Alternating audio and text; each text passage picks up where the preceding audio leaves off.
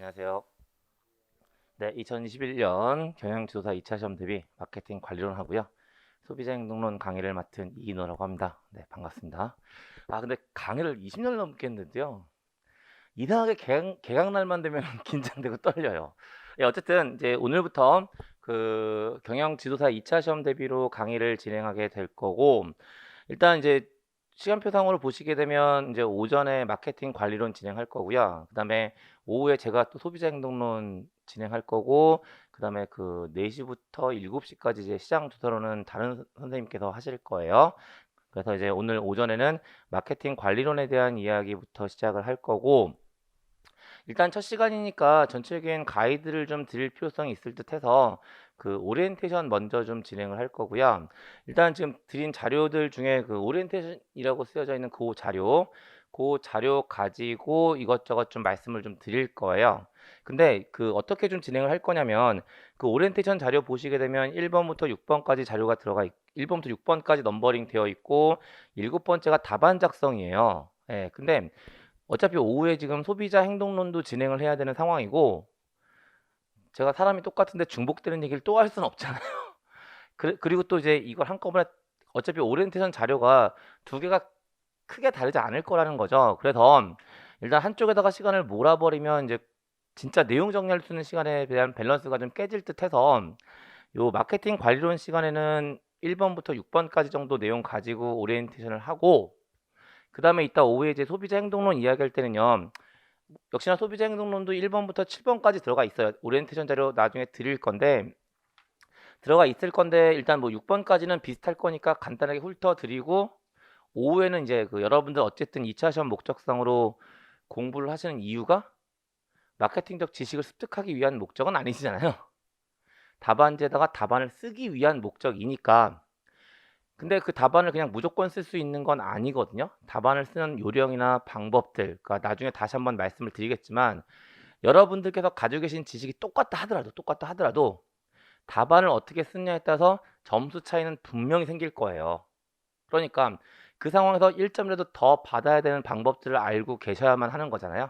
그래서 그 오후 소비자 행동론 시간에는 오리엔테이션 하면서 그 답안 작성 방법들 중심으로 말씀을 좀 드리겠습니다. 그래서 오리엔테이션은 그렇게 나눠서 좀 진행을 하려고 하고요. 그럼 이제 자료 좀 보시면, 첫 번째 내용 보시면 이제 Q&A, 그러니까 역시나 이제 오늘부터 여러분들 2차 시험 목적상으로 이제 수업을 들으시면서 공부를 하실 거고, 그 공부하시는 과정에서 뭐 저에게 질문이 있을 수도 있을 거고, 아니면 저에게 도움을 요청할 수 있는 그런 내용들도 있을지 모르잖아요.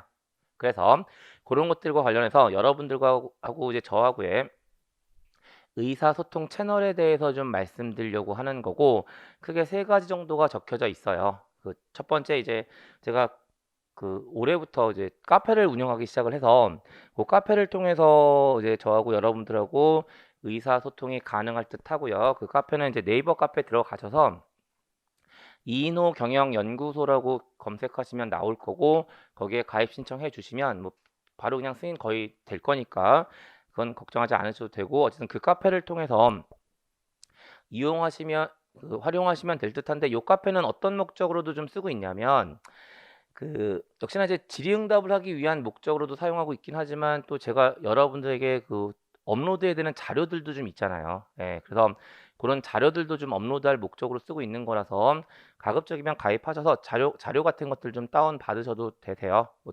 당장 뭐 다른 게 아니더라도 이제 교재 같은 경우에 뭐 저 뭐야 다른 교재들은 제가 어쩔 수 없지만, 제 교재 같은 경우는 정오표 제가 올려놓기도 할 거고, 그 다음에 뭐 다른 자료들도 좀 업로드 되어 있으니까 카페는 그렇게 활용하시면 되고요. 그 다음에 그 카페 말고 그 외에 추가적으로 되어 있는 것이 이제 이메일이요. 그 이메일을 통해서도 저에게 질의응답해 주시면 거기에 맞춰서 회신하도록 하겠습니다. 그 다음에 또 한 가지 어떻게 하시는 방법도 있으시냐면, 여러분들 이제 요 강의 수강하시면 복습 동영상 보실 수 있으실 거고, 그 복습 동영상 진행해 가는 과정에서 그 동영상하고 질문 게시판 해커스 자체에서 연결되어 있는 게 있을 거예요. 예, 그래서 거기다가도 여러분들 질문글 올리시면 그냥 올리시는 순간 저한테 문자 와요.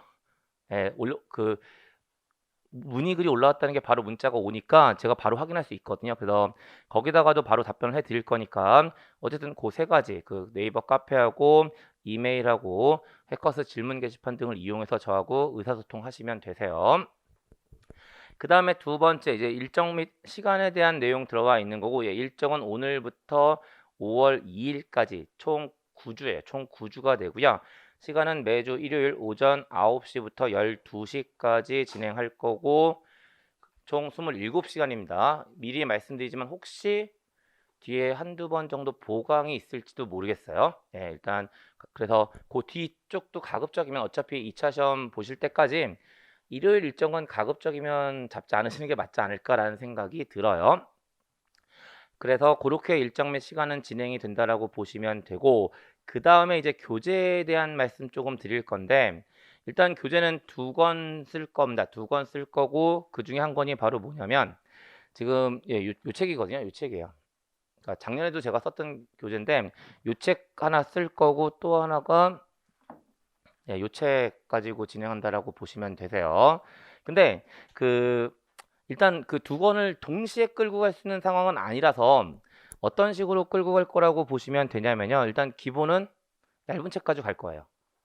일단 몇 가지 이유가 좀 있는데, 일단 시간이 없어요. 그러니까 여러분들 이제 그 2차 시험 때까지 생각보다 많은 시간이 있는 상황이 아니잖아요. 더군다나 그 전업으로 공부하시는 분들이라면 그나마 여유가 좀 있다라고 보여지긴 하는데, 일반적으로 경영 지도사 시험 준비하시는 분들은 전업이 많지 않으세요. 그러니까 전업 수험생이요. 전업으로 이제 업무를 하시고 그 남는 시간에 공부를 하시는 분들이 대부분이라서 일반적으로 시간이 많지가 않으시잖아요. 그래서 그리고 또 이제 2차 시험을 보시는 관점에서 모두 분명한 의미를 가지고 있냐면 전체적인 틀을 잡는 것도 분명한 의미가 있거든요. 물론 나중에 소비자행동론은 또 좀 다른 관점으로 말씀을 드릴 거예요. 물론 이제 차이가 좀 있어서 그런데 어쨌든 그래서 마케팅 관리론 같은 경우에는 요 얇은 책을 가지고 전체적인 구조를 잡아가면서 내용들을 좀 정리를 할 거예요. 그리고 나서 어떤 걸 할 거냐면, 물론 이제 저도 이 교재 작성하면서 제일 많이 참고했던 책이 이 책이에요. 이 책이거든요. 근데 어쨌든 최근 2, 3년 사이에 그 마케팅 관리론의 출제 경향들을 보면 어쨌든 이 책에서 가장 많은 비중을 가지고 출제되고 있는 건 사실이니까, 뭐 저도 일단 여러분들에게 안전장치를 만들어 드려야 될 필요성이 있어 보여서 그 얇은 책 갖고 진행한 내용들 중에 이 책에 추가적으로 있는 것들이 있죠. 예, 걔네들만 발췌해가지고 추가적으로 나중에 정리를 좀 할 거예요. 그래서 어쨌든 강의 시간 내에 그 얇은 책하고 두꺼운 책 두 개를 다 묶어서 전체적인 내용들을 좀 정리할 수 있도록 그렇게 좀 해드리도록 할 거고요. 그래서 교재는 이제 그렇게 사용된다라고 보시면 되는데, 일단 그 밑에 보시면 그 얇은 교재 특징에 대한 거 몇 가지 좀 넣어드리고 있는 거고, 거기에 대한 말씀을 좀 드릴게요.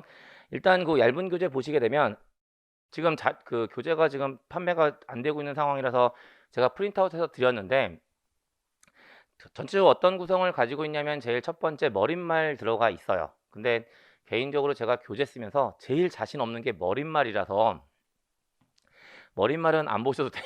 네, 머릿말은 안 보셔도 되고요. 그 다음에 이제 뭐가 들어가 있냐면 이제 제가 드린 자료들 보시게 되면 차례가 들어가 있어요. 차례가 들어가 있고 전체적으로 어떤 내용들이 구성되어 있는지를 보시면 되는 거고, 거기에 대해서는 이따가 다시 한번 이야기할 기회가, 구체적으로 이야기할 기회가 있을 겁니다.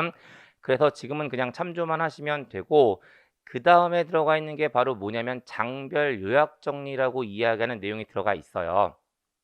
그리고 이제 장별 요약 정리는 어떠한 의미라고 보시면 되냐라는 건데, 제 입장에서 크게 세 가지 관점을 염두에 두고 만들어 놓은 자료가 그 장별 요약 정리라고 보시면 되세요. 여기 자료 가져왔는데, 그 세 가지 관점을 고려해서 제가 만들어 놓은 자료가 장별 요약 정리라고 보시면 되는 거고, 어떠한 취지냐면 일단 지금 이제 마케팅 관리론 제일 처음 시작하시는 거니까 전체적으로 마케팅 관리론이 어떻게 생겼는지에 대해서 확인을 좀 하셔야 되잖아요. 그래서 그걸 보여드리기 위한 목적으로 한 11페이지인가 그랬던 걸로 기억이 되는데, 표 형태로 마케팅 전체에 대한 내용들이 정리가 되어 있는 거예요. 그래서 처음 시작하실 때는 마케팅이 이렇게 생긴 거구나, 이런 내용들을 이야기하려고 하는 거구나 라는 것에 대한 감을 잡아드리기 위한 목적으로 사용하시면 되세요. 그 다음에 이제 공부하는 과정 중에선 어떤 용도로 활용하시면 되냐면, 어쨌든 여러분들 그 마케팅 분야에서 시험 보시는 세 과목 중에 가장 기본이 되는 과목이 마케팅 관리론이란 말이에요. 그러면 이제 계속 익숙하게 좀 익혀두셔야 되거든요. 물론 그러니까 익숙하게 만든다는 것은 자주 접하시면 되는데, 계속 반복적으로 드리는 말씀이긴 하지만 어쨌든 지도사 시험 준비하시는 분들은 그 현업을 따로 하고 계시단 말이에요. 시간이 별로 없으세요. 근데 또 익숙하게 해줘야 되니까 책상에서만 익숙하게 할 수는 없어요. 왜냐면 책상에서 익숙하게 한다는 것은 공부하는 시간을 딱 잡아서 들어간다는 이야기가 되는데, 사실 여러분들께서는 짜투리 시간을 이용하시는 것도 분명한 의미를 가지고 있거든요. 그래서 그 짬짬이 이제 좀 들고 다니면서 보실 수 있게끔 그런 용도로 사용할 수도 있는 것이 이 장별 요약 정리가 되는 거예요. 근데 물론 제가 이미 나눠드렸기 때문에 지금은 그러신 분들이 없는데, 그 제가 예전에 어떤 경험이 있냐면요. 제가 좀 전에 뭐라고 말씀을 드렸냐면, 들고 다니시면서 계속 반복적으로 보시기 딱 좋으니까 익숙해질 겁니다라고 말씀을 드렸잖아요. 근데 그 얘기를 듣자마자 어떤 분이요? 그때 이제 책이 있으셨으니까 책을 부욱 하고 찢었어요. 예. 물론 제가 말을 한 죄가 있죠. 들고 다니면서 보라고 말씀을 드렸으니까. 근데 그걸 제가 현장에서 보는 순간 마음이 찢어지는 것 같더라고요. 그러니까 사실 제 입장에서 책은 제 자식과 같은 그런 의미를 가지고 있는데, 그걸 앞에서 부욱하고 찢었으니 더군다나 부욱하고 찢으라고 북은 아닌 거잖아요. 예. 아 죄송합니다. 아재 개그 한번 했어요. 예. 그 그러니까 어제 그런 일이 한번 있고 나서 되게 마음이 아프더라고요. 그래서 그 일단 제가 지금 나눠 드린 것도 있고요. 그다음에 그 나눠 드렸으니까 고거 들고 다니시면서 보시면 되는데, 아무래도 종이다 보니까 자주 들고 다니면서 보시면 금방 상할지도 모르잖아요. 그래서 제가 요 부분만 그 카페에다가 PDF 파일로 바꿔 가지고 업로드를 해 놨어요. 그러니까 그 책 찢지 마시고요. 그 필요하시면 그 언제든지 다운로드 받으셔 가지고 계속 프린트아웃해서 쓰시면 되세요. 그래서 과정 중에는 고렇게 쓰시는 거고, 그다음에 마지막에는 어떻게 쓰시는 게 또 용도로 가능한 내용이라고 보시면 되냐면, 그럼 이제 쭉 가셔서 이제 시험 당일날이 됐단 말이에요.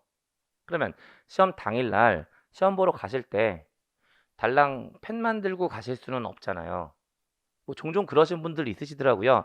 펜만 들고 가면 되게 멋있어 보이나 봐요. 예. 그래서 이제 나는 그냥 어차피 가서 답안지만 쓰면 되니까 펜만 가지고 갈 거야 라고 하면서 가시는 분들 종종 있으신데, 하나도 안 멋져 보여요. 예. 그러면 어쨌든 현장에 가실 때 이제 뭔가 공부하실 걸 가지고 가실 건데, 사실 생각보다 현장에서 공부할 수 있는 시간이 길지 않아요. 근데 그 상황에서 그 교재라고 이야기하는 그 두꺼운 책들을 갖고 가는 건 오히려 비효율적인 측면들이 있을 거라는 거죠. 어쨌든 마지막에는요, 뭔가 새로운 내용을 정리할 수 있는 상황이 아니에요. 혹시 잊혀질까 봐 잊혀지지 않게끔 뭔가 리마인드하는 정도가 막판에서 해줄 수 있는 가장 유일한 거라고 보시면 되거든요. 그리고 그런 관점에서 가장 컴팩트한 게 필요할 겁니다. 그리고 그 컴팩트한 용도로 쓸 수 있는 것이 요 장별 요약 정리라고 보시면 되세요. 그래서 요 장별 요약 정리는 시작과 중간과 끝에 전부 다 활용할 수 있는 용도로 만들어 놓은 자료라서 그렇게 활용을 좀 하시면 되겠습니다. 그 다음에 이제 교재 요 장별 요약 정리 끝나고 나면 본문들이 펼쳐져 있어요. 본문들이 펼쳐져 있고, 지금 자료상으로는 제가 아직 드리지 않았지만 그 본문 쭉 가면 맨 뒤에 부록이 붙어 있을 거고, 그 부록에는 뭐가 들어가 있냐면 역시나 기출문제하고 그 기출문제에 대한 예시 답안이 들어가 있고요. 2011년부터 2019년까지에 대한 내용이 들어가 있고, 2020년도 기출문제에 대한 예시 답안은 제가 드릴 거예요. 제가 드리기도 할 거고, 그 다음에 카페에다가도 업로드 해 놓을 겁니다. 그래서 그렇게 구성이 되어 있다라고 보시면 되는 거고, 그 다음에 양가로 3번에 대한 이야기는 이미 다 드렸어요. 그 다음에 네 번째 보시게 되면 이제 뭐 가독성 증대라고 하면서 몇 마디가 쓰여져 있는데, 그러니까 어쨌든 이제 여러분들 마케팅 관리론 관점에서 두 권의 책을 가지고 가는 거고, 제 교재는 수험서예요. 수험서라고 보시면 되고, 그다음에 안강호 교수님 책은 그냥 대학 교재라고 보시면 되는 거라서 서술 방식이 좀 다르긴 달라요. 예. 왜냐면 시험 목적인 것과 대학 강의 목적인 거는 좀 포인트가 다를 수밖에 없거든요. 그래서 이제 그 수험서를 쓰게 되는데 일반적으로 이제 수험서를 쓰시는 분들의 성향들을 보면 그 어떤 형태로 많이들 쓰시냐면 그 요약식으로 많이들 쓰세요. 수험서를 쓰실 때 요약식으로 많이들 쓰시거든요. 근데 이제 수험서를 요약식으로 쓰는 이유는 있어요. 그 어떤 이유 때문에 요약식으로 많이 쓰시냐면 일단 요약식으로 쓰면 눈에 잘 들어와요. 예, 눈에 잘 들어오고 역시나 시험 목적상으로 접근하시는 경우니까 눈에 잘 들어오는 게 중요하긴 하거든요. 그래서 이제 대부분의 분들이 수험서들을 요약 형태로 요약식 그러니까 단어들을 열거하거나 좀 이제 축약하는 개조식 형태로 많이들 작성을 하시는데 저는 좀 입장이 다릅니다. 그러니까 저는 철저하게 수험서도 어떤 형태로 쓰는 사람이긴 하냐면 서술 형태로 쓰는 사람이기는 해요. 그러면 왜 서술 형태로 제가 고집하기 시작하냐면 그러니까 저는 철저하게 뭐 1차 시험도 마찬가지긴 하지만 시험 목적성의 공부는 암기 위주가 돼서는 안 된다고 생각을 해요.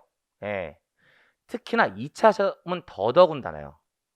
왜냐하면 2차 시험은 뭔가 문장을 쓰셔야 되는 상황인데 그 문장들을 통 암기한다는 거 머릿속으로는 가능할지 모르지만 현실적으로는 불가능한 이야기예요. 그러면 어떻게 하면 그 문장을 쓸 수가 있는 상황이 되는 거냐면 내용을 알고 있어야 돼요. 그리고 내용을 알고 있다는 것은 내용을 외우고 있다는 것이 아니라 내용을 이해하고 있어야 되는 거고요. 역시나 이해를 시키기 위한 목적이라면 요약식보다는 줄글의 형태가 훨씬 좋아요. 그 다음에 특히 또 2차 시험을 보시는 분들 입장에서는 그 답안지를 쓰실 때 개조식으로 답안지를 쓸 수는 없는 겁니다. 답안지는 철저하게 문장의 형태를 가지고 쓰셔야 되고 역시나 그런 관점이라면 끊임없이 문장을 보셔야 돼요. 예, 문장을 보셔야 문장을 쓸 수 있는 거지 문장을 보지 않은 상태에서 그 키워드만 무조건 외워서 가시면 그 키워드들을 연결시키는 역할을 여러분들이 직접 하셔야 돼요. 근데 그것도 문장을 써보거나 문장을 본 경험이 있어야 가능하지 그렇지 않으면 안 되는 겁니다. 그러니까 계속 반복적인 이야기긴 한데 특히 2차 시험을 준비하시는 분들 입장에서는 문장을 계속 보셔야 되거든요. 그래서 그 저는 교재를 일반적으로 서술식 형태로 작성한다라고 보시면 되는 거거든요. 근데 또 그렇게 서술식으로 작성했을 때 나타나는 단점은 있어요. 아까 요약식으로 작성했을 때 어떤 장점이 있다고요? 눈에 잘 들어올 거라고 말씀을 드렸잖아요. 근데 제 입장에서는 그 장점도 버릴 수는 없었어요. 그래서 어떤 형태로 그 교재가 만들어져 있냐면 지금 프린트아웃 된 상태라서 본문 쭉 넘겨보시면 잘 티가 날지 안 날지는 잘 모르겠는데 그 본문 내용들 보시게 되면 조금씩 활자체가 다른 게 있어요. 나중에 교재 구입하시면 색깔이 다르게 들어가 있어요. 예, 색깔이 다르게 들어가 있고 어떤 의미라고 보시면 되냐면 아까도 말씀드렸지만 요약식의 장점은 눈에 잘 들어온다라는 거예요. 그러니까 서술식을 작성한 다음에 그 안에서 좀 포인트가 되는 것들을 활자체나 색깔을 좀 달리 잡아 놓았거든요. 그리고 걔네들이 요약식에서 들어가는 기본적인 내용들이라고 보시면 되는 거예요. 그래서 기본적으로 요약식과 서술식에 대한 그 장점을 좀 다 취해 가려고 만들어 놓은 교재가 요 얇은 교재라고 보시면 되는 거고 거기다 한 가지만 더 말씀드리면 되겠네요. 또 한 가지 무슨 얘기가 들어가 있냐면 근데 제가 사실 교재 쓰면서 좀 즐겨 쓰는 게 한 가지가 있는데 그게 바로 뭐냐면 각주예요. 네. 물론 이제 일반적으로 그 각주는 그냥 참고 목적으로들 많이 쓰시죠. 근데 제가 가지고 있는 각주는 의미가 좀 달라요. 그 어떤 의미로 저는 주로 각주를 쓰냐면 제가 교재를 쓸 때 가장 중요하게 생각하는 건 논리적 흐름이에요. 그러니까 처음부터 끝까지 그 논리적 흐름이 정리가 되어야만 여러분들은 답안지를 쓸 수가 있는 겁니다. 제가 오후 때 답안 작성 방법 이야기할 때도 말씀을 드리겠지만 어쨌든 경영학 답안지는 논리에 살고 논리에 죽어요. 그러니까 답안을 쓸 때 첫 글자부터 마지막 글자까지 논리가 있어야 되는 거거든요. 근데 거기다가 이제 교재 쓸 때 그냥 이런저런 내용들을 싹 다 때려 넣어 버리면 그 논리가 보이지 않습니다. 그래서 저는 이제 논리를 보여드려야 되니까 하지만 또 수험서니까 관련된 내용들이 얹어지긴 해야 되잖아요. 그래서 논리적인 전개 하에서 어떤 단어나 문장들에 대해서 부연 설명이 필요한 경우는 각주로 내려놓은 거예요. 지금 어떤 얘기 드리려고 계속 빙빙 돌리냐면 어쨌든 일반적으로 교재에 각주가 들어가 있으면 글자 크기가 좀 작잖아요, 상대적으로. 그러다 보니까 중요성도 작다라고 많이들 생각하시는데 제 교재에 들어가 있는 각주는 본문과 동일한 가중치를 가지고 있어요. 그래서 각주도 좀 다 꼼꼼히 확인하시면서 내용들을 정리를 해 주실 것을 부탁을 드립니다. 그 이야기 드리려고 빙글빙글 좀 돌린 거예요. 그래서 이제 교재에 대한 이야기는 그 정도로 말씀을 드리게 되는 거고, 그 다음에 이제 강의 방법에 대한 이야기 들어가 있고요. 첫 번째 뭐라고 쓰여져 있냐면 제로 베이스에서 시작하고 경영학적 표현을 좀 들려드린다라고 쓰여져 있는 거예요. 그러니까 역시나 이제 지금부터 이제 마케팅 관리론부터 시작을 하게 될 거고, 일단 뭐 제가 여기 계신 여러분들에 대한 백그라운드를 뭐 몇 분 이제 뵌 적이 있어서 그렇긴 한데 잘 모르잖아요. 그래서 어쨌든 뭐 1차나 양성 과정에 대한 얘기를 백그라운드를 가지고 제가 뭔가 내용을 전개할 수는 없어요. 그래서 일단은 기본적으로 제로 베이스, 그러니까 마케팅 관리론, 나중에 소비자 행동론도 마찬가지인데 그냥 여러분들은 제로 베이스라는 생각을 가지고 강의를 진행을 하겠습니다. 그리고 그 강의를 진행해 가면서 어떤 이야기들도 좀 드릴 거냐면 경영학적인 표현에 대한 것들에 대해서도 이야기를 좀 하게 될 거예요. 이게 무슨 얘기냐면 마케팅 관리론도 마찬가지고 소비자 행동론도 마찬가지인데 우리가 일상생활에서 사용하는 여러 가지 용어들이 있어요. 근데 그 용어를 마케팅 관리론이나 소비자 행동론에서도 똑같이 써요. 쓰는데 문제가 뭐냐면 의미까지 똑같으면 아무런 문제가 없겠죠. 근데 일상적인 생활에서 사용하고 있는 의미와 마케팅 관리론이나 소비자 행동론에서 사용하고 있는 의미가 달라지는 경우들이 있어요. 그렇다면 여러분들께서는 만약에 시험 문제에서 그 표현이 나왔다면 우리가 가지고 있는 생각을 가지고 해석하시면 안 되고 경영학에서 사용하고 있는 의미를 가지고 해석하셔야만 답안 작성의 방향이 생겨나는 거잖아요. 그래서 계속 강의를 드리면서 그러한 경영학적인 의미들을 말씀드리는 것에 대해서 조금 강조해서 이야기를 하게 될 거예요. 가장 대표적인 거 한 가지만 좀 말씀을 드리면 지금 떠오르는 게 그거라서 얘기를 드리는 건데 무작위요. 사실 무작위라는 표현 제가 이야기할 기회보다는 시장 조사론 시간에 이야기할 기회가 더 있을 것 같긴 한데 무작위라는 표현이요. 무작위라는 표현 잠깐 느껴보시면 우리가 일상적인 생활에서 이야기하는 무작위 그냥 대충 한다라는 의미를 가지고 있잖아요. 근데 이게 경영학의 문제로 오면 학문의 문제로 오면 무작위는 대충이란 의미는 없어요. 어떤 의미를 가지고 있을 때 무작위라는 표현을 쓰냐면 동일 발생 확률이라는 의미를 가지고 있을 때 무작위라는 표현을 쓰게 되는 거거든요. 그러면 만약에 출제자가 문제상으로 무작위라는 표현을 썼다면 대충 하는 거구나 라고 생각하시는 순간 답안은 이상한 데로 가는 거라고요. 동일 발생 확률을 의미하는 거구나 라고 해석하셔야만 답안이 정상적인 방향으로 가는 거라는 겁니다. 그리고 이러한 것들이 좀 있어서 그러한 것들에 대해서 나올 때마다 조금 부연 설명을 드리면서 가도록 할 거예요. 그 다음에 두 번째 보시게 되면 이제 강의는 어떻게 진행을 하게 될 거냐라는 건데 아까도 잠깐 말씀드렸지만 여러분들께서 시험 보셔야 되는 세 과목 중에 가장 기본이 되는 과목이 마케팅 관리론이에요. 그 세 과목이 어떠한 관계를 가지고 있는지에 대해서는 조금 이따가 말씀을 드릴 거예요. 어쨌든 가장 기본이 되는 과목이 마케팅 관리론이라서 일단 어떤 형태로 강의를 진행할 거냐면 탑다운 방식으로 강의를 진행을 할 겁니다. 여기서 이야기하는 탑다운 방식이라고 이야기하는 거 그냥 제가 항상 제 강의 방식을 설명할 때 많이 쓰는 표현이긴 한데 다른 건 아니고요. 일단 큰 그림을 먼저 잡아 드릴 거예요. 큰 그림을 먼저 잡아 드릴 거고 그걸 탑이라고 이야기하는 것 뿐이에요. 그리고 큰 그림이 그려지고 나면 그 큰 그림 하에서 세부적인 그림들을 그려 나가게 될 거고 그게 다운이라고 보시면 되는 겁니다. 그래서 항상 큰 그림을 먼저 그려드리고 그 밑에 세부적인 그림들을 그려가는 형태로 강의를 진행할 거고 그래서 어떤 형태로 끌고 갈 거냐면요. 일단 칠판에다가 판서하면서 해당 내용들을 쭉 정리를 할 거예요. 쭉 정리를 하고 그 다음에 교재 가지고 보완할 내용들이 있다면 보완해 가는 형태 그렇게 강의를 진행할 거고 역시나 그렇게 강의를 진행하는 이유는 답안 작성과도 관련돼 있어요. 그래서 그렇게 강의를 진행하게 될 거라고 보시면 되고, 그 다음에 양가로 세 번째 보시게 되면 아까도 말씀드린 것처럼 일단 좀 효율적인 측면들을 강조해야 되는 거니까 얘를 주로 일단 끌고 갈 거고, 그 다음에 그 안광호 교수님 책 보완해서 두 개를 다 빠짐없이 끌고 가는 그런 형태로 진행을 하게 될 거라고 보시면 되고요. 사실 이 책에 생각보다 많은 분들이 안광호 교수님 책 내용들이 들어가 있어요. 네, 그러니까 생각보다 중복되는 부분들이 많을 거라는 거고, 근데 왜 이렇게 두께가 얇아졌느냐? 그 이유를 잠깐 좀 말씀드리면, 그러니까 아까도 말씀드렸지만 수험서랑 대학 교재는 분명한 차이가 있어요.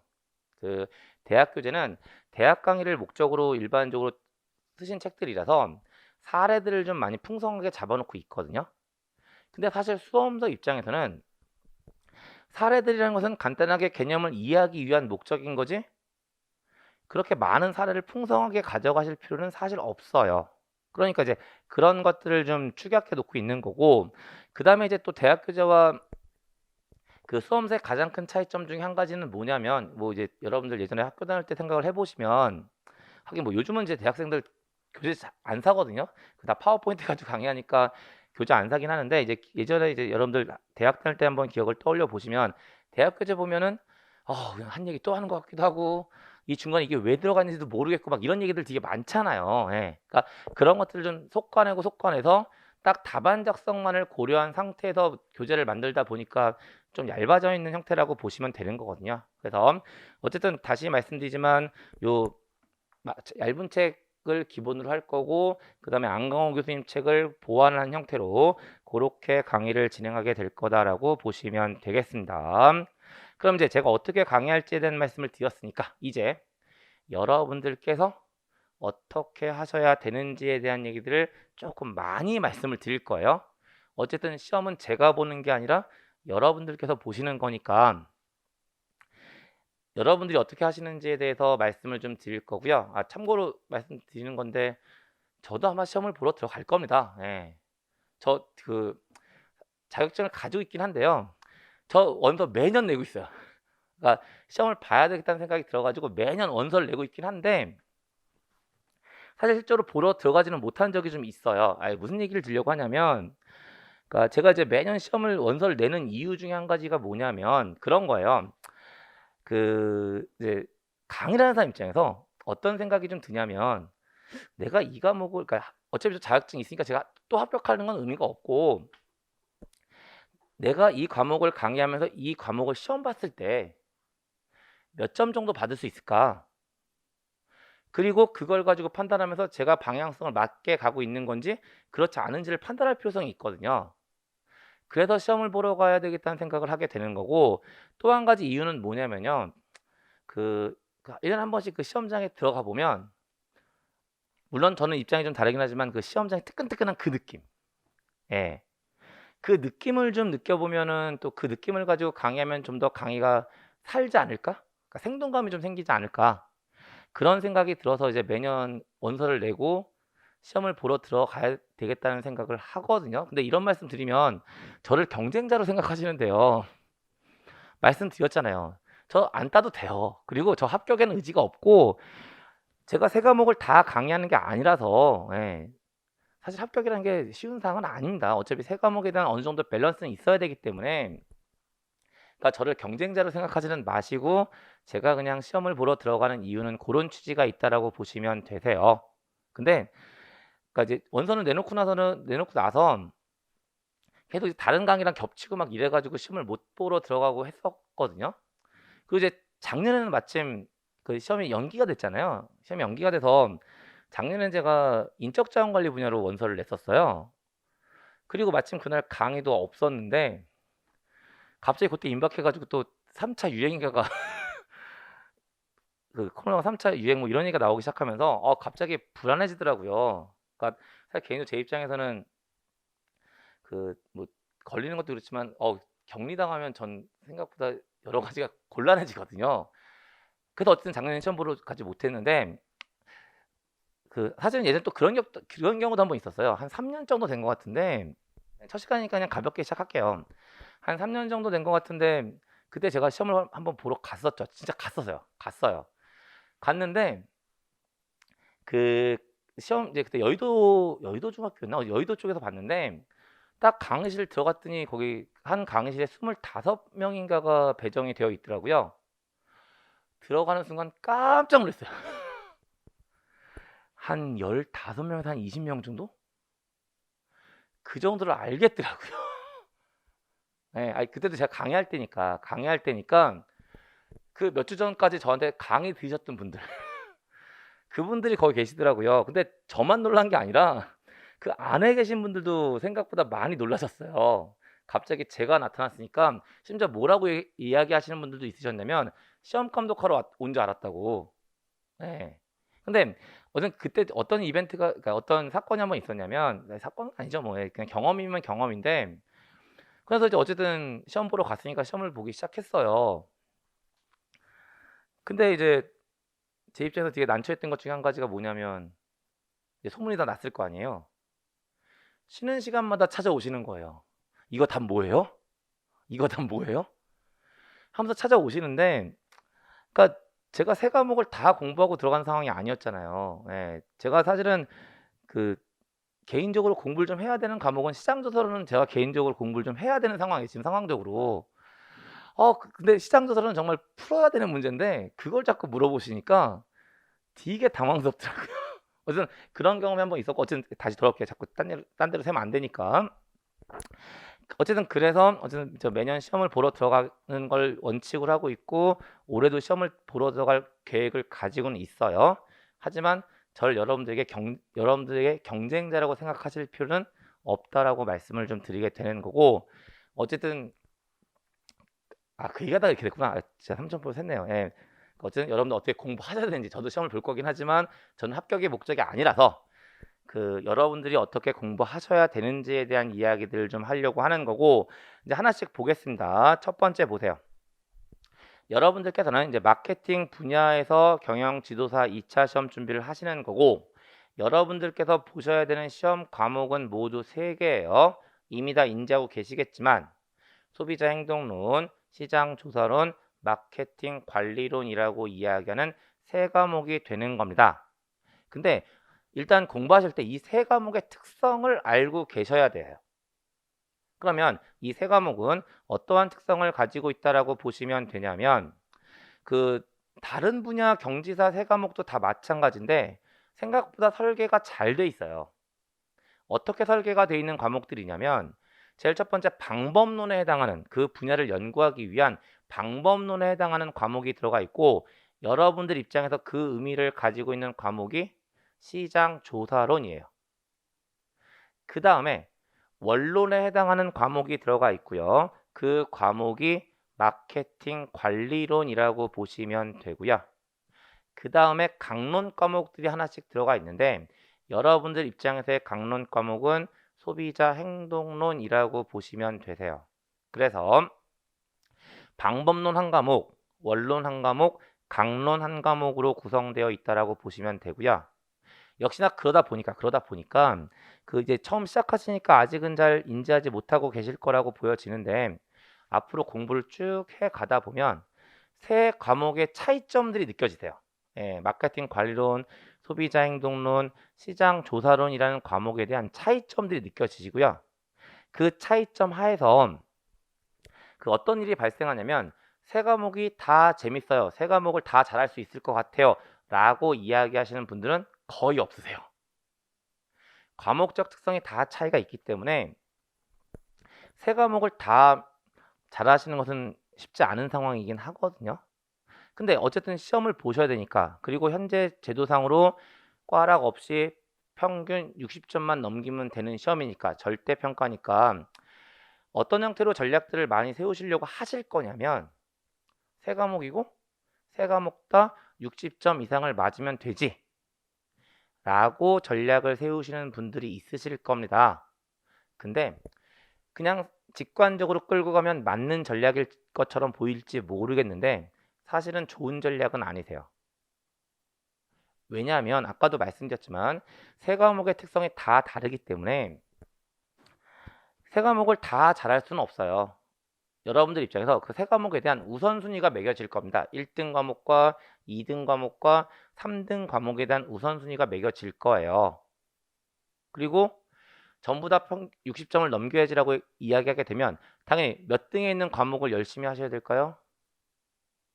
3등에 있는 과목을 열심히 해야 되겠다라고 생각을 하실 거잖아요. 근데 시험 성격이 1차 시험이 아니라 2차 시험, 서술 형태의 시험이라서 가장 자신 없는 과목은요, 냉정하게 말씀드리면 점수를 올리는데 한계가 있어요. 제일 자신 없는 과목은요, 60점까지 올리는 것도 너무 힘들어요. 그러니까 가장 자신 없는 과목을 60점까지 올려야지라는 형태로 공부하시는 건 가성비가 별로 좋지 않습니다. 효율적이지 않아요. 어떻게 가시는 게 좋은 거냐면, 다시 한번 이야기하지만 모든 과목을 다 60점 넘기셔야만 합격하는 게 아니에요. 꽈락 없이 평균 60점을 만드시면 되는 시험이라고요. 그러니까 세 과목이 다 60점이 넘는 게 아니라 가장 자신 없는 과목은요, 면과하는 형태로 가시는 게 맞으세요. 그러니까 40점을 넘기시는 것을 목표로 공부하시는 게 맞으시다고요. 물론 그렇다고 해서 40점을 목표로 공부하시면 안 돼요. 40점을 목표로 공부하시면 30점에서 35점 정도 나오니까 50점 정도를 목표로 공부하시는 거예요. 그러면 어쨌든 거기서 10점이 빠지잖아요. 다시요. 50점을 목표로 공부하시면 이제 한 45점에서 40점 나오는 거예요. 그러니까 실제로 한 15점 정도가 모자란 상태가 되는 거죠. 이걸 1등과 2등 과목을 가지고 채우셔야 되는 거예요. 네. 그러니까 그런 형태로 전략을 세우셔야 되는 거고, 이 얘기를 드릴 때 한 가지 그 전제 조건이 있긴 있어요. 지금 1등, 2등, 3등이라고 얘기했을 때 이걸 이제 우리는 서열법이라고 이야기하는데, 서열법이 가지고 있는 가장 큰 맹점 중에 한 가지가 뭐냐면요, 1등과 2등 사이의 차이와 2등과 3등 사이의 차이가 일정하지 않다는 거예요.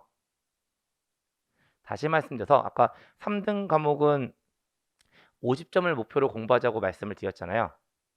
근데 2등 과목이 3등 과목과 별 차이가 없으면 되게 애매해져요. 네. 그러니까 그 3등 과목과 2등 과목의 차이가 좀 크고 1등 과목과 2등 과목의 차이가 좀 작은 경우가 기본적인 전제가 된다라고 보시면 되세요. 그래서 결론적으로 세 과목을 전부 다 60점 넘겨야 되는 시험이 아니라 평균 60점만 넘기면 되는 시험이라서 조금 전략적으로 접근하는 것이 분명한 의미를 가지고 있다라고 말씀을 드리게 되는 거고, 그 안에서 제가 가장 많이 강조하는 전략 한 가지를 말씀드릴게요. 물론 이제 개인차가 있을 거긴 한데 어쨌든 그래도 이렇게 경험적으로 보면 지금 여러분들 이제 마케팅 관리론, 소비자 행동론, 시장 조사론 요 세 과목을 공부하셔야 되는데 아직 직접 경험하진 않으셨겠지만 그냥 미리 겁을 먹고 계신 과목이 하나 있으세요. 뭘까요? 시장 조사론이지 않을까라는 생각이 들어요. 왜냐면 이미 얘기를 뭐 여기저기서 들으셨을지 모르겠는데 시장 조사론은 그냥 한 80% 정도, 한 70% 정도가 계산 문제라고 보시면 되고 통계학이라고 보시면 되거든요. 근데 아무래도 이제 특히나 현업에 계신 분들이다 보니까 숫자에 대한 그 두려움, 막연한 두려움 같은 것들이 있거든요. 그래서 이제 그렇게 많이들 생각을 하시는데 사실은 제가 보기에 여러분들 입장에서 고득점을 노릴 수 있는 유일한 과목이 시장 조사론이에요. 왜 제가 고득점을 노릴 수 있는 과목이 시장 조사론이라고 말씀을 드리냐면요.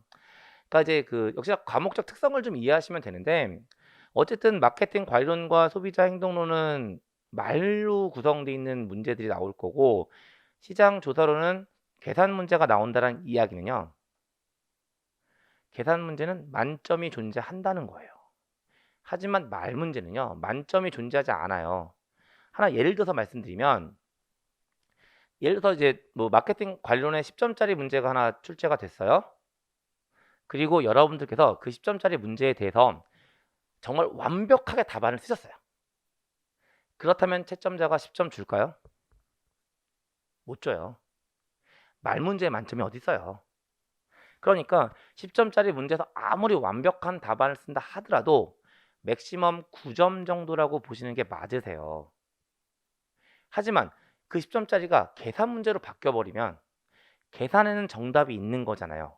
그리고 정답을 맞췄다면 계산 과정이 틀렸을 리도 없어요. 그러니까 걔는 10점이 가능한 거죠. 이 차이예요. 말 문제와 계산 문제의 차이는 이런 차이기 때문에 계산 문제는 고득점이 가능하지만 말 문제는 고득점이 안 된다라고 보시면 되는 거거든요.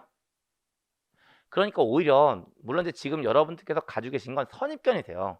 그냥 왠지 모르게 대한 숫자에 대한 공포감 때문에 가지고 계신 선입견이시라서 그것만 이겨내시면 시장 조사론에 좀 많이 집중을 하시면 평균 60점을 넘기시는 게 오히려 쉬워질 수 있어요.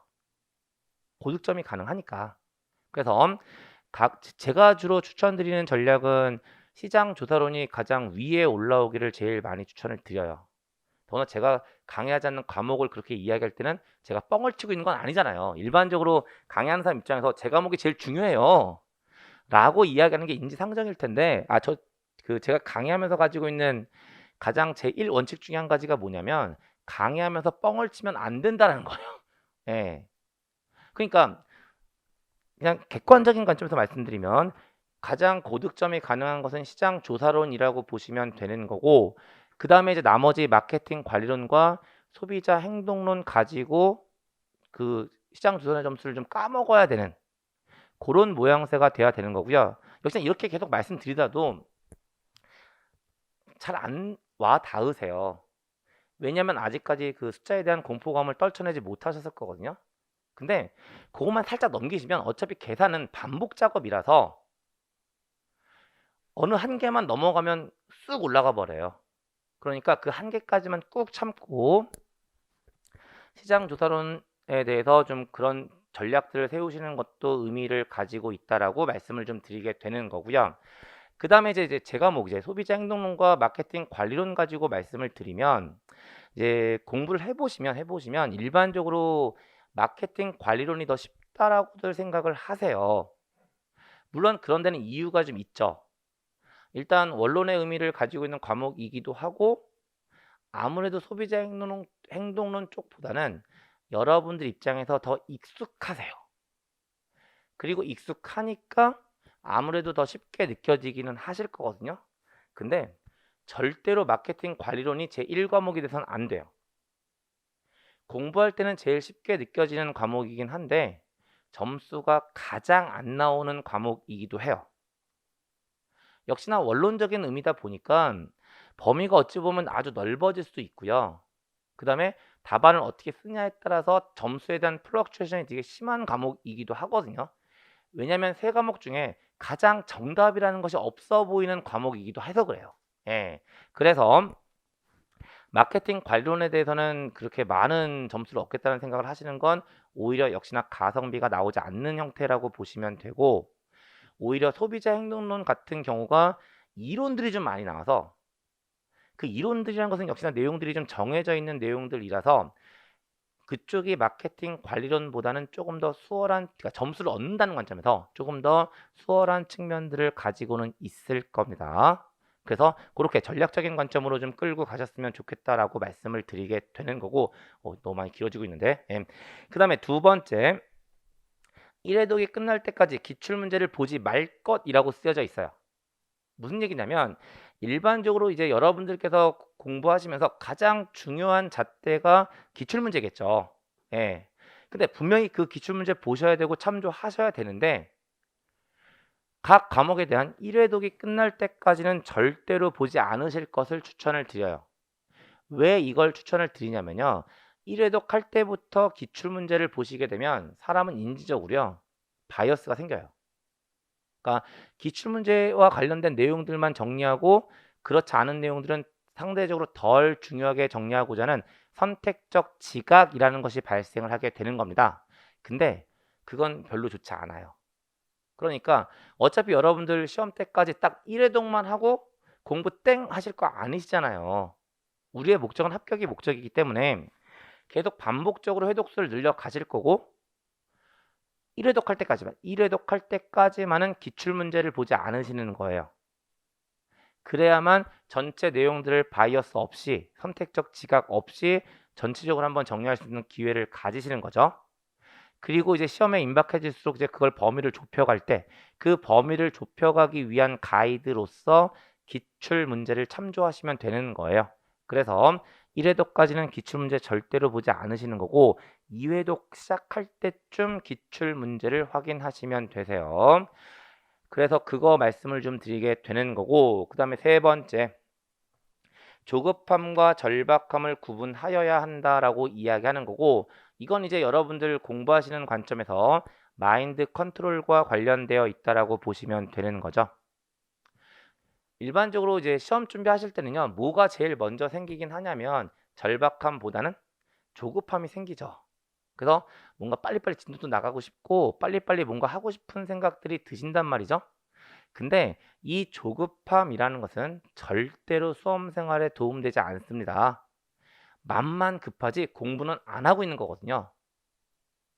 오히려 시험 준비할 때는 뭘 가지셔야 되냐면 절박함을 가지셔야 돼요. 그래서 조급함과 절박함은 좀 구분하셔서 가급적이면 조급함은 버리시고 절박함을 가지시기를 부탁을 드리게 되는 거고, 그 다음에 네 번째 이야기요. 암기 과목이라는 생각을 버려야 한다라고 쓰여져 있습니다. 아까도 말씀드렸지만 통암기 이런 거 머릿속으로는 가능할지 모르겠지만 현실적으로는 안 되는 거예요. 그리고 그 상태에서 여러분들께서 답안지를 쓰셔야 되는 상황이라면 뭔가 외워서 쓰는 데는 한계가 있습니다.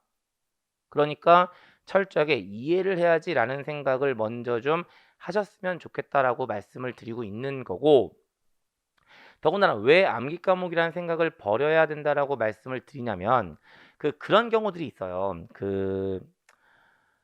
시험을 보고 나오시면 이번에 시험 너무 잘 봤대요. 예, 답안지 너무 잘 썼고 너무 잘 봤다고 말씀을 하세요. 근데 시간이 지나서 합격자 발표 날이 되고 나면 연락이 없으세요. 어떤 상황인지 아시겠죠? 시험 보고 나왔을 때는 느낌이 너무 좋았는데 답안지 너무 잘 쓴 것 같은데 합격자 발표 명단에 자기 이름이 없으니까 연락을 안 하시는 거예요. 근데 그런 일이 생각보다 자주 있는데 그런 일이 발생하는 이유는 딱 한 가지 케이스예요. 어떨 때 그런 일이 생기냐면 암기해서 답안지를 썼을 때예요. 무슨 얘기냐면요. 일반적으로 암기해서 답안지 쓸 때 보이는 가장 대표적인 패턴이 뭐냐면 출제돼서 이제 문제가 나오죠. 그러면 문제 내용 중요하지 않아요. 그 문제를 읽다 보면 어떤 단어가 있을 거잖아요. 그리고 그 단어가 보이면 본인이 그 단어와 관련해서 암기한 내용이 있어요. 그리고 그걸 그냥 계속 쓰시는 거예요. 그리고 답안지를 제출했으니까 자기가 확실하게 암기했다고 하는 내용들을 썼으니까 답안지 쓸 때 자체만 하더라도 기분 되게 좋죠. 다 쓴 것 같으니까. 근데 나중에 채점자 입장에 채점해보면 답이 아닌 거죠. 문제라는 것은 출제자가 요구하는 사항을 써야 되는 거지. 그 단어가 모든 걸 이야기해주지 않을 거예요. 그런 케이스. 그러니까 항상 답안지를 쓰실 때는 외워서 쓰는 것이 아니라 뭐 나중에 오후 때 답안 작성 방법 이야기할 때도 말씀을 드리겠지만 출제자가 요구하는 사항이 뭔지를 꼼꼼히 확인하신 다음에 거기에 맞는 내용을 쓰셔야 되는 겁니다. 그리고 거기에 맞는 내용을 쓰기 위해서는 통암기라는 건 말도 안 되는 거죠.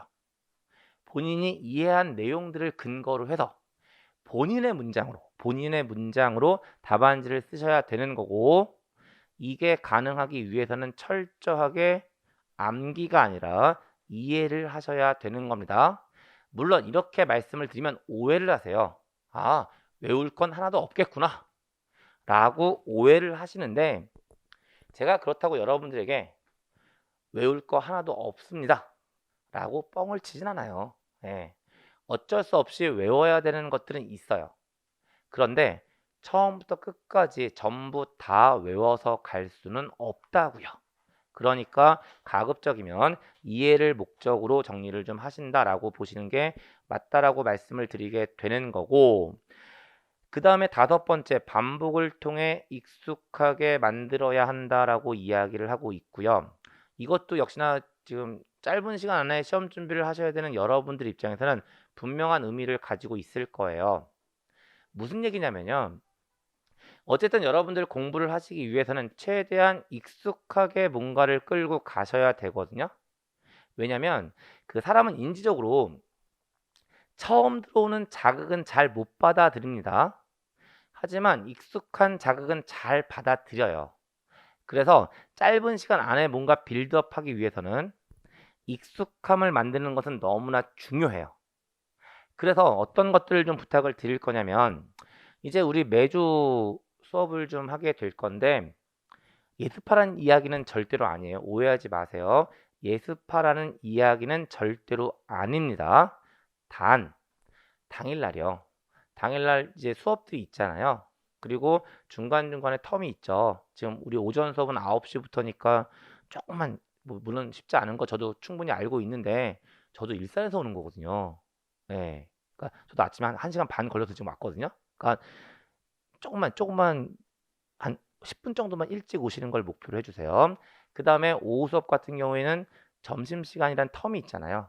그래서 각 과목 시작하기 전에 딱 5분씩만 좀 투자를 해주세요. 그리고 그 5분이란 시간 동안 뭘 해주실 것을 부탁을 드리냐면 다시 한번 이야기하지만 예습하란 이야기 절대로 아니고요. 그날 나갈 진도에 대해서 머리는 외출하고 계셔도 상관없으세요. 단 눈만 한번 쭉 훑어보실 것을 부탁을 드려요. 이게 아무것도 아닌 것 같아 보일지 모르는데요. 생각보다 큰 힘을 발휘할 겁니다. 왜 큰 힘을 발휘하냐면 만약에 이 절차 없이 강의를 들으시면 그 강의 시간에 하는 이야기들이 첫 번째 자극이 되어 버리잖아요. 그러면 익숙하지 않아서 잘 못 들어와요. 근데 만약에 그 5분을 투자한 상태에서 강의를 들으시면 제가 강의 시간에 언급하는 내용들이 순간적으로 여러분들에게 두 번째 자극이 돼서 잘 들어와요. 어쨌든 여러분들은 효율성을 추구하는 게 제일 중요합니다. 생각보다 공부에 투자할 수 있는 시간이 많지가 않으세요. 그러니까 이 강의 시간에 최대한 많은 것들을 가지고 가셔야 됩니다. 그리고 그걸 하기 위해서 미리 5분 정도만 훑어볼 수 있는 시간을 가지실 것을 부탁을 드리는 거예요. 이렇게 하더라도요. 나중에 어떤 얘기들을 종종 하시냐면 이제 7시에 수업 끝나고 가시잖아요. 집에 갈 때가 되면 기억이 하나도 안 난대요. 네. 그러니까 그런 일들이 생기거든요. 그러니까 그러면 안 되는 거니까 최대한 수업 시간에 많은 것들을 좀 끄집어낼 수 있도록 하셔야 되는 거고 그 관점에서 5분씩만 좀 투자해 주실 것을 부탁을 드려요. 그리고 여기에 대한 연장선상에서 한 가지만 말씀드리면 그럼 이제 수업 다 듣고요. 돌아가셨어요. 그러면 그 일주일 동안 아무것도 안 할 수는 없잖아요. 시험 보셔야 되니까. 당연히 뭘 하실 거냐면 복습을 하실 거예요. 그리고 그 복습하는 요령에 대해서도 잠깐 말씀을 좀 드리면 일반적으로 우리가 복습해야지 라는 생각이 들면 그냥 책상에 앉아서 1페이지부터 꼼꼼하게 하나씩 라인 바이 라인 보면서 공부하실 거죠. 근데 이렇게 공부하시면 진도 정말 안 나갈 거예요. 오히려 비효율적이시고요. 어떻게 복습할 것을 추천드리냐면 예를 들어서 1페이지부터 10페이지까지가 복습 분량이 된다면 일단 1페이지부터 10페이지까지 소설책 읽는 것보다는 조금만 더 집중을 해서 한 두세 번을 그냥 읽으세요. 두세 번을 읽으세요.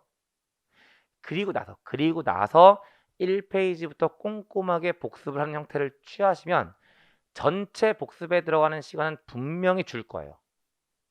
왜냐면 그 처음에 2, 3회독을 하면서 생각보다 많은 것들이 이해가 돼 버려요.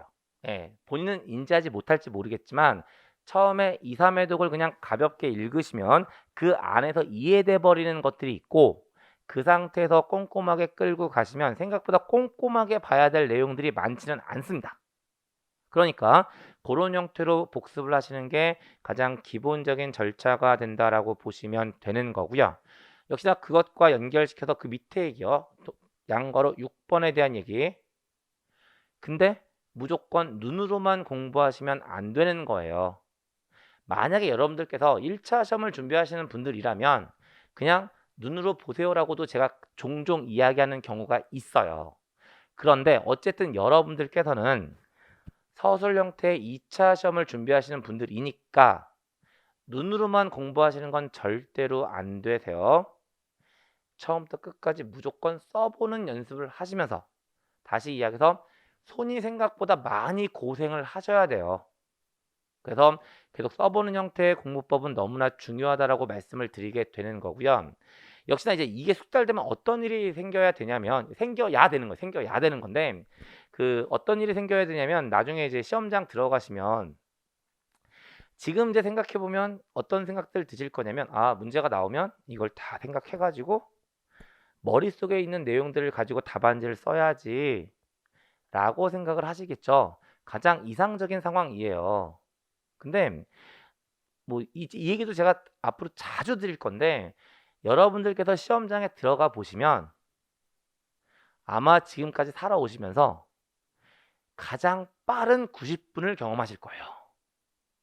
정말 쏜살같이 90분이라는 시간이 이렇게 빠른 시간인지를 인지하게 되실 거라고요.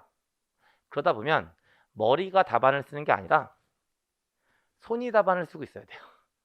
예. 그러니까 그 상황까지 가야 되는 상황이 되기 때문에 가급적이면 항상 복습하실 때는 쓰면서 복습하실 것을 추천을 드려요. 그리고 그렇게 말씀드리면 6번째 이야기 말씀을 드린 거고 그다음에 7번째 이야기고요. 뭐라고 쓰여져 있냐면 서브노트를 작성하라고 말씀을 드리고 있는 거예요. 그리고 이 서브노트는 왜 작성하라고 말씀을 드리게 되는 거냐면 역시나 아까 제가 장별 요약 정리 말씀을 드리면서 시험 당일날 가장 컴팩트한 걸 가져가야 된다라고 말씀을 드렸잖아요. 근데 시험 당일날 전까지는요.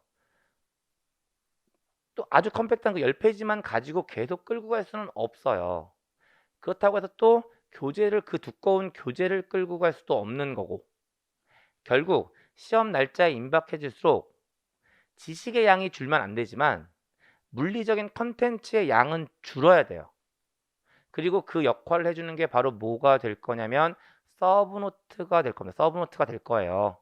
그래서 서브노트는 가급적이면 좀 만드실 것을 부탁을 드립니다. 예. 근데 일단 그 마케팅 관리론 자체가 일단 기본이 되는 과목이라고 말씀드렸고 어쨌든 제가 소비자 행동론을 강의를 하고 있긴 하지만 마케팅 관리론 안에서 제가 간단하게 소비자 행동론에 대한 이야기와 시장 조사론, 물론 이제 마케팅 관리론 안에서는 마케팅 조사와 소비자 행동 분석이란 제목을 가지고 이야기하긴 하겠지만 간단하게도 말씀드릴 기회가 있을 거예요. 어쨌든 그런 상태에서 그 마케팅 관리론은 어떤 형태로 강의를 진행할 거냐면 그 철저하게 판서할 거예요. 그러니까 어떤 내용이 있으면 저쪽부터 쭉 판서에 오면서 일단 큰 그림을 잡아 드릴 거고 그 판서 어떻게 할 거냐면요. 그냥 막 판서하지 않을 거예요. 딱 제목 책에 지켜가면서 넘버링 책에 다 지켜가면서 판서할 거거든요. 그러니까 그 이제 요 오리엔테이션 끝나고 나면 잠깐 텀이 좀 있을 거고 아니면 이제 뭐 뒤에 그 A4 뒤에 빈자리 있으니까 그러니까 오늘은 그냥 그렇게 하시더라도 노트 한 권을 좀 준비를 하세요. 노트 한 권을 준비하셔가지고 제가 칠판에 판서하는 내용들을 그냥 그대로 받아 적으세요. 네, 받아 적으시면 그리고 다 받아 적고 나시면 그게 나중에 종강하고 나면 그냥 서브노트 하나가 되어 있을 거예요. 물론 그게 최종본이라고 보시면 안 되세요.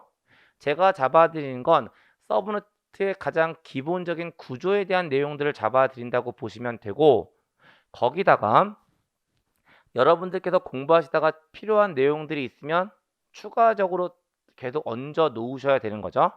소위 이야기는 단권화예요. 단권화. 그래서 가급적이면 다른 과목은 둘째치고 마케팅 관리론에 대해서만큼은 서브노트를 좀 만드시고요. 그 방법 어떻게 만들려고 말씀을 드렸냐면 일단 제가 칠판에 판서하는 내용들 가지고 서브노트의 초안을 잡아 놓으신 다음에 거기다가 복습하거나 여러 가지 공부를 하실 때 추가해야 될 내용들이 있다면 그 내용들을 가필해 놓으시는 형태라고 보시면 되는 겁니다. 근데 한 가지만 좀 이제 말씀을 드리면 서브노트 작성하실 때요. 노트를 구입하실 텐데 그 노트를 일반적으로 이제 이렇게 생긴 노트들을 많이 구입을 하시잖아요. 근데 가급적이면 이렇게 생긴 노트가 아니라 이렇게 생긴 노트를 좀 구입하셨으면 좋겠어요. 다른 이유가 아니라요. 제가 그 칠판에 판서하는 패턴이 조금 옆으로 길어요.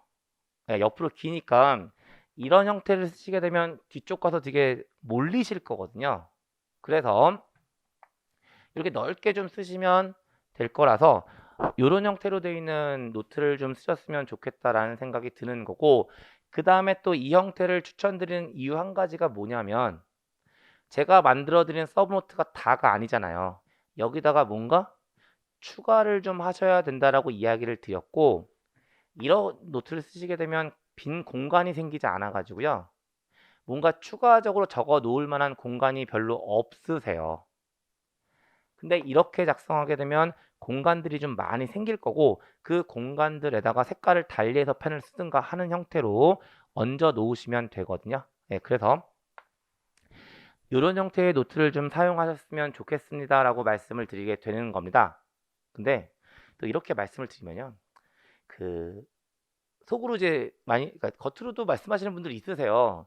그 뭐라고 말씀을 하시냐면, 아 그러면 어차피 판서하실 거면 그거 그냥 하나 만들어 주시면 안 될까요? 라고 생각하시는 분들이 있으실 텐데, 제가 그걸 드리지 않는 이유가 두 가지예요. 두 가지. 첫 번째 이유, 이게 제일 큰 이유죠. 저도 없어요. 예, 저도 없고요. 그냥 저도 그냥 머릿속에 있는 내용들을 뽑아서 판서를 하는 거라서 저도 뭐 따로 갖고 있는 서브노트가 없어요. 예. 근데 물론 이제 제가 강의를 적게 한 게 아니라서 이제는 어느 정도 머리도 이제 안착이 돼서 매번 할 때마다 쓰는 게 많이 다르진 않긴 합니다. 근데 일단 제가 가지고 있지 않은 상태라서, 그리고 할 때마다 그때그때마다 생각나는 게 조금씩 다른 게 있어서 그 노트가 통일화되어 있지 않기 때문에 제가 없고 드릴 수가 없어요. 예. 그 다음에 또 한 가지 안 드리는 이유가 뭐냐면요.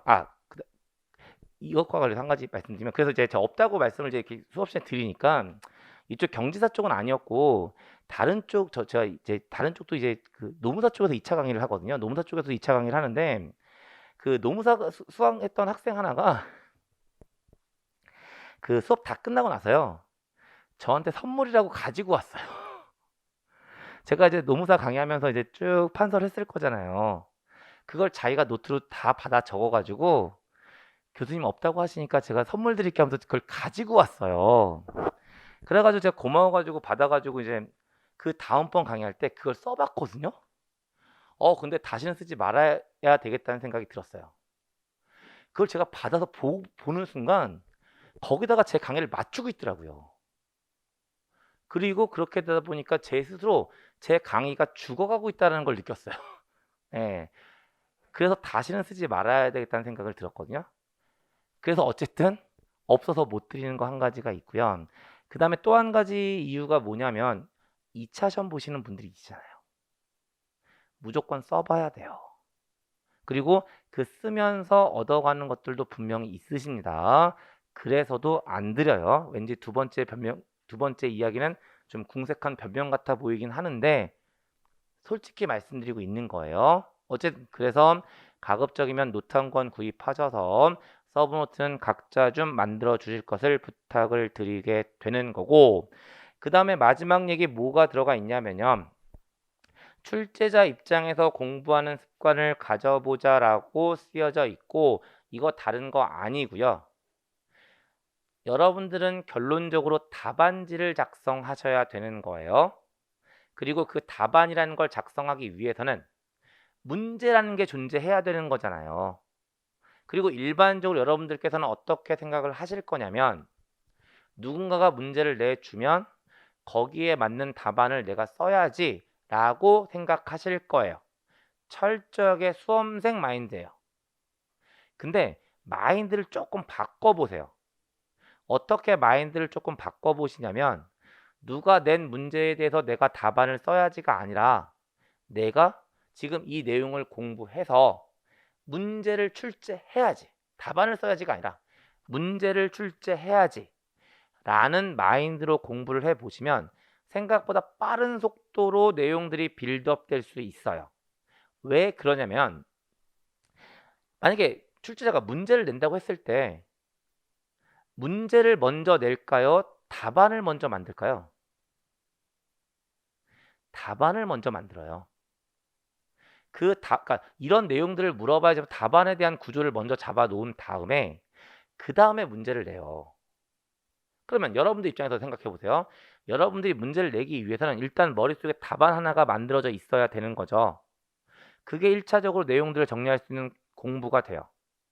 그리고 이게 답안이라면 어떻게 물어봐야 될까를 고민하는 게 출제자의 입장이 되니까 한 번 더 그 답안을 고민할 수 있으세요. 그 다음에 뭘 하셔야 되냐면 그걸 직접 여러분들이 써보셔야 되는 거예요.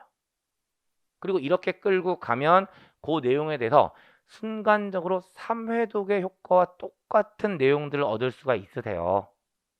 그러니까 가급적이면 수험생 입장이 아니라 출제자 입장에서 공부하는 습관을 좀 가져보실 것을 추천을 드리게 되는 거고, 여기까지가 여러분들께서 해 주셔야 된다라고 부탁을 드리는 첫날, 개강날 드리는 말씀이 되는 거고요.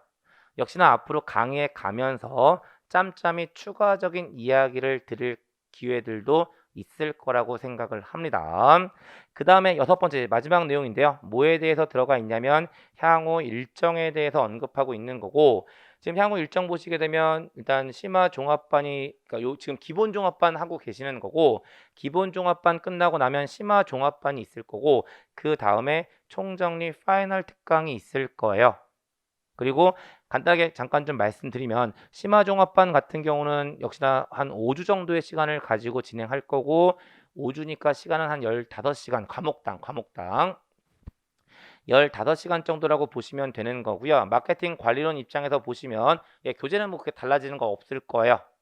그리고 그 교재들을 가지고 어떻게 진행을 할 거냐면, 이제 기본 종합반 같은 경우는 전체적인 내용들을 공부하셨다면 이제 그 내용들을 답안지로 옮기는 연습들을 하셔야 되는 거예요. 그래서 심화 종합반에서는 그 기본 종합반에서 정리하셨던 내용들을 다시 한번 총정리하면서 핵심적인 내용들을 다시 한번 뽑아낼 거고, 그 과정에서 100점짜리 진도별 모의고사를 실시할 겁니다. 그리고 그 진도별 모의고사에 대해서 여러분들께서 답안을 직접 작성하셔야 되고요. 그 작성한 답안지에 대해서 저희에게 제출해 주시면 거기에 맞춰서 첨삭을 제공을 할 거예요. 그리고 그 진도별 모의고사에 대한 강평도 진행을 할 겁니다. 그리고 그렇게 진행되는 것이 심화 종합반의 특징이라고 보시면 되는 거고, 사실 이제 심화 종합반의 가장 큰 특징 중에 한 가지가 뭐냐면 첨삭이라고 보시면 되실 것 같으세요. 그러니까 제가 첨삭을 진행하는 이유 잠깐 말씀을 드리면, 제가 아까 그 얘기 잠깐 드렸죠. 똑같은 내용을 가지고 답안지를 쓰더라도 어떻게 답안을 쓰냐에 따라서 점수가 달라질 수 있단 말이에요.